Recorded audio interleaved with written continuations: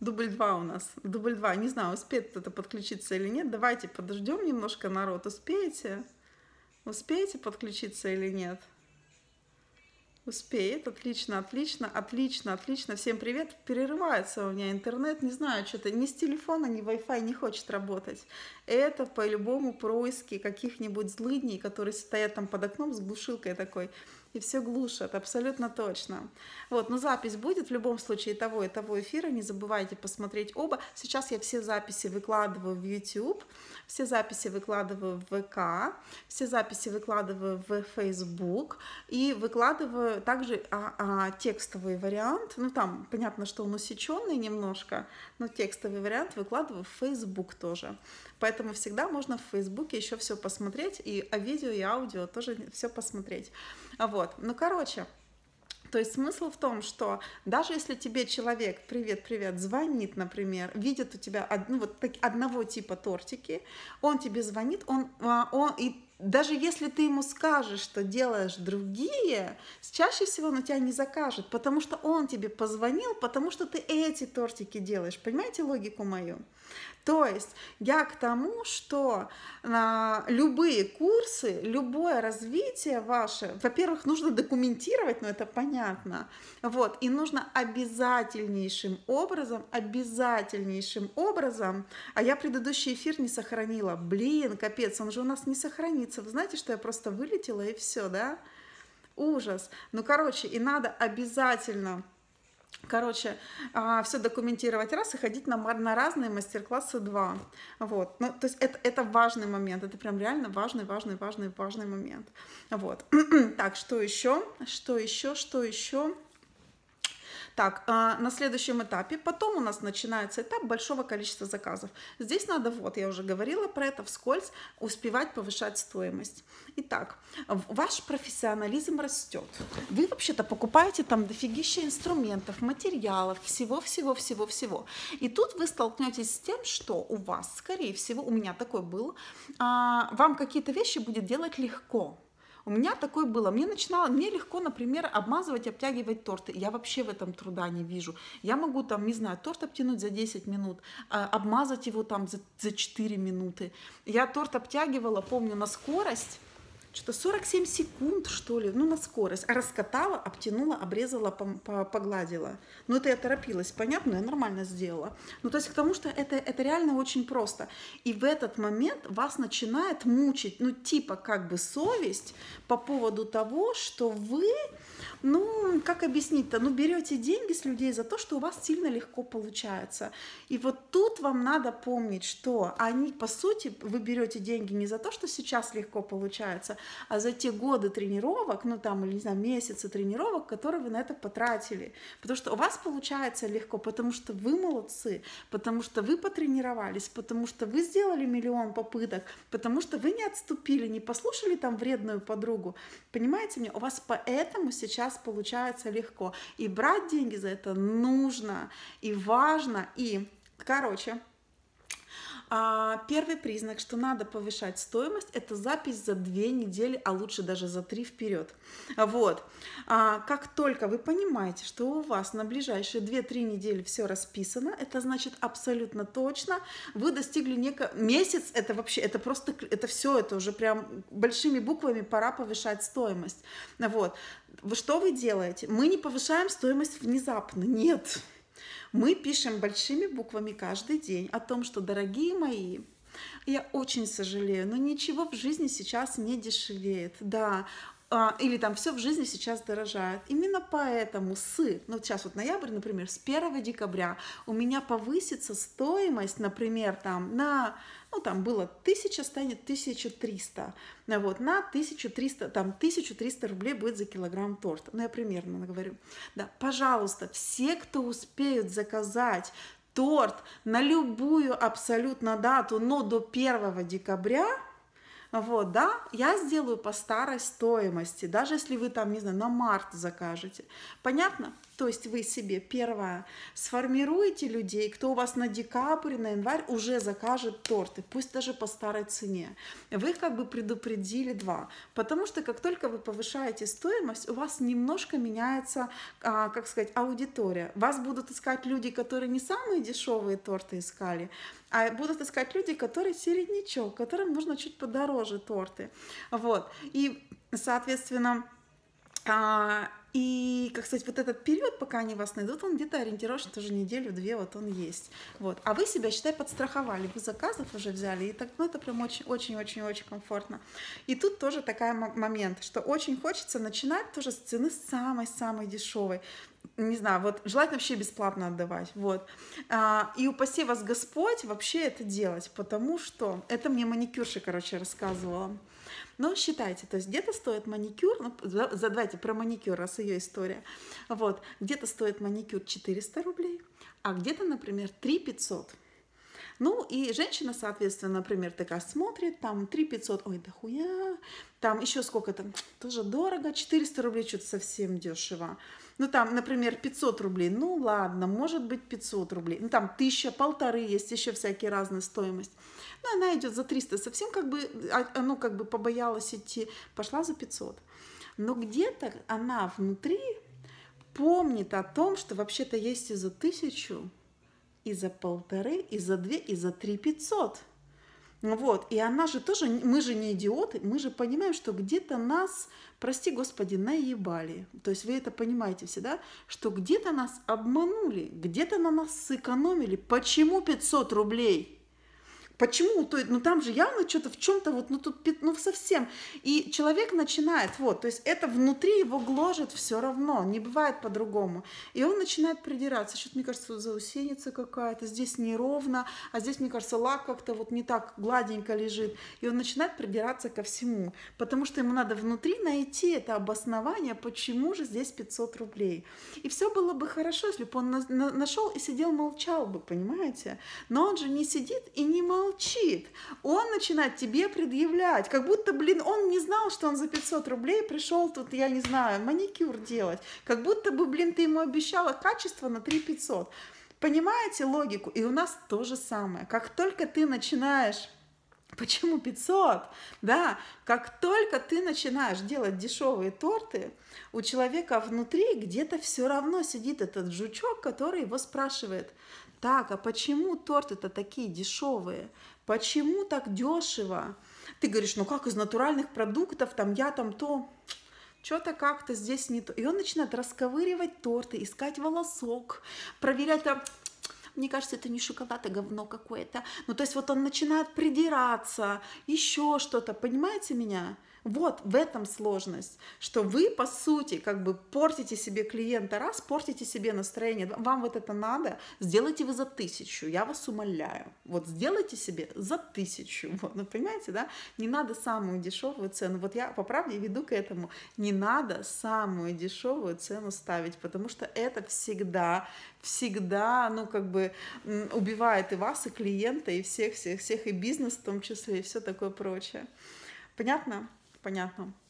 Вот, и история про маникюр еще одна быстро расскажу тоже, что, по сути, на каком-то этапе, что на первом, что на втором, там, третьем, пятом, десятом, много этапов у нас развития, вот. Ну, грубо говоря, вот где-то через год, да, все, кто сегодня начал, они плюс-минус примерно одинаково будут делать торты. Ну, плюс-минус. Понятно, у кого-то это лучше идет, у кого-то то. Где-то через 5 лет, если вы делаете торты, разница вообще будет небольшая. Вот. Ну, то есть примерно одинаково. Вот я смотрю тот же Инстаграм, например, у девчонок, муссовые торты. Мне нравятся все муссовые торты, честно, на вид очень красиво. Делать я их ненавижу, есть люблю. Ну, то есть, если вы вдруг спросите, я вообще за пожрать все, я вообще люблю есть. Вот. Где-то вот через ну, короче, через 5 лет примерно все делают одинаково. Например, муссовые торты все, ну, так, плюс-минус одинаковые. Там у кого-то больше чуть-чуть фантазии, у кого-то меньше. Но при этом одна, там, например, девушка решила делать дома и подешевле, и она делает торты подешевле. Они у нее там стоят по 500 рублей за тортик или за 1000 рублей за тортик. Другая девушка решила сделать по 3000, например, за тот же самый тортик.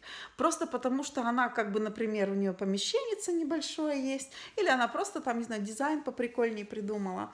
Вот, и она просто продает дороже. Все.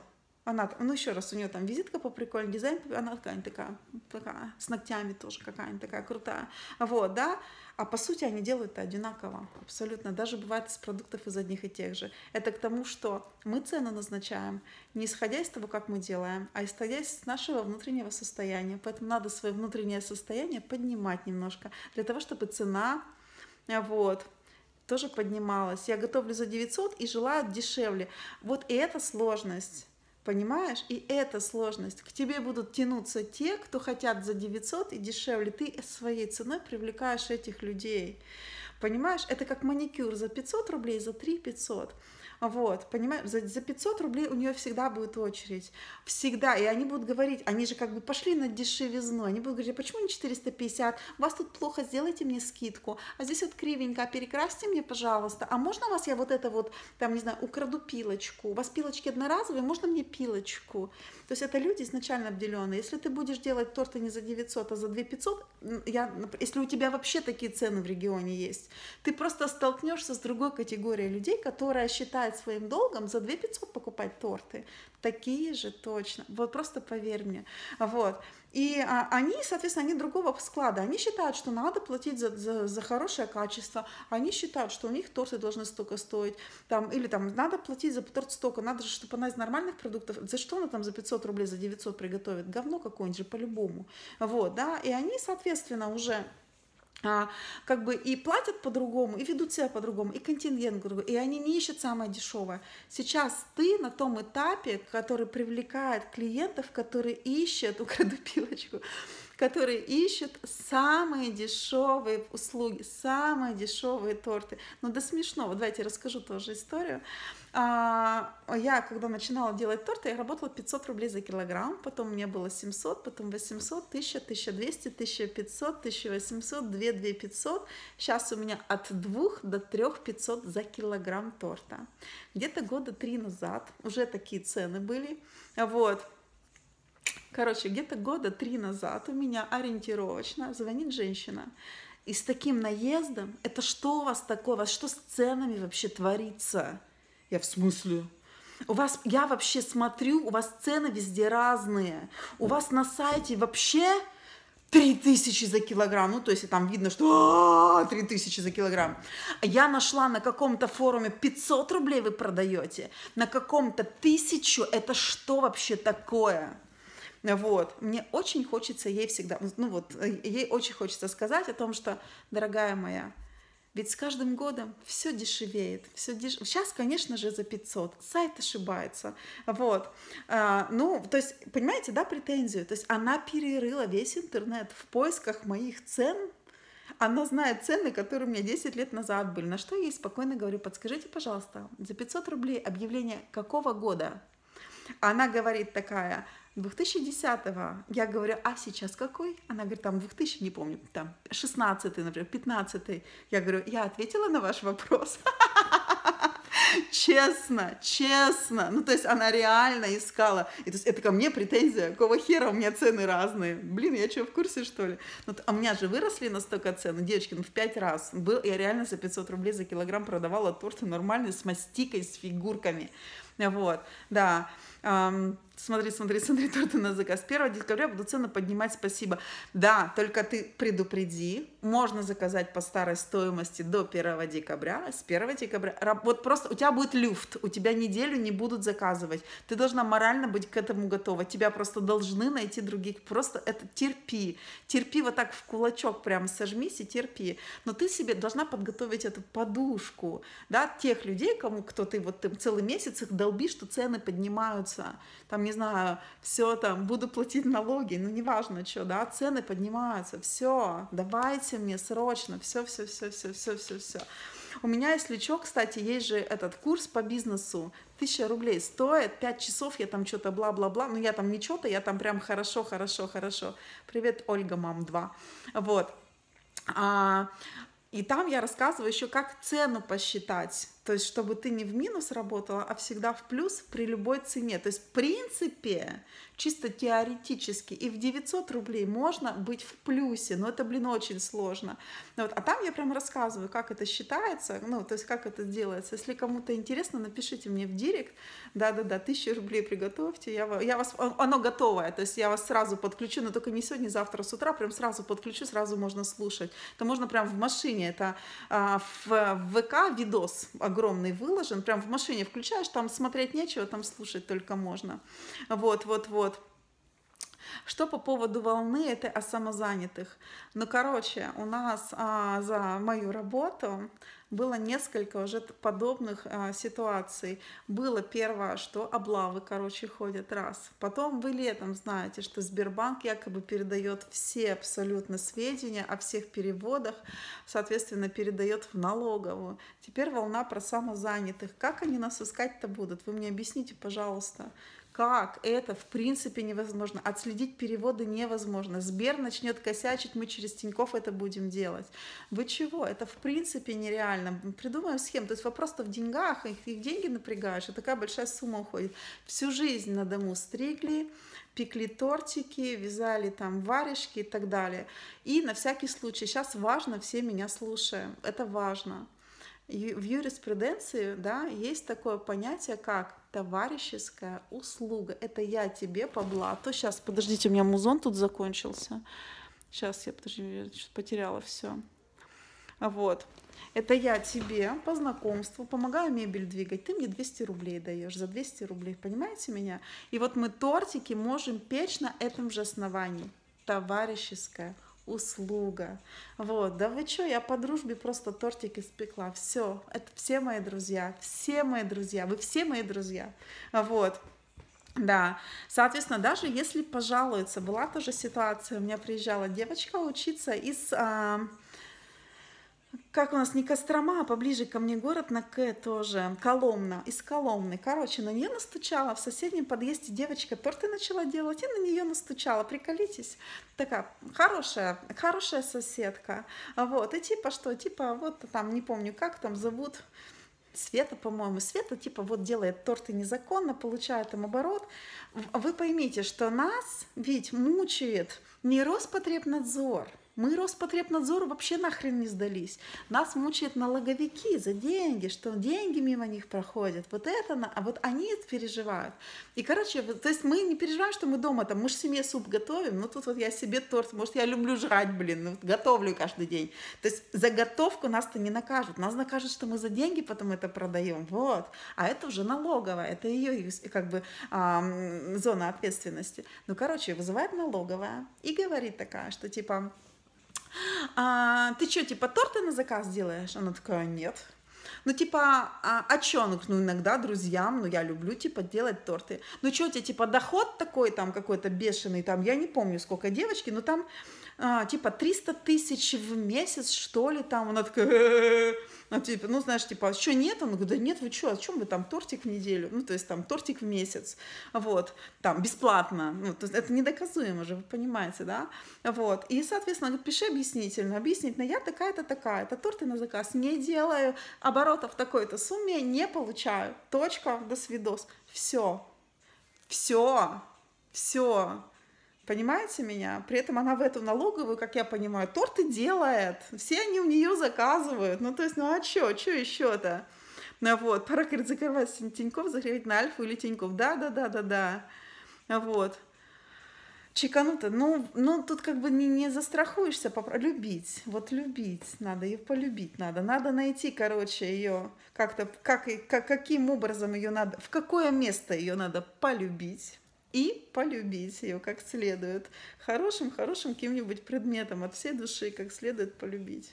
Ладно, дорогие мои, сегодня у меня, вот я все рассказала, о чем у меня было.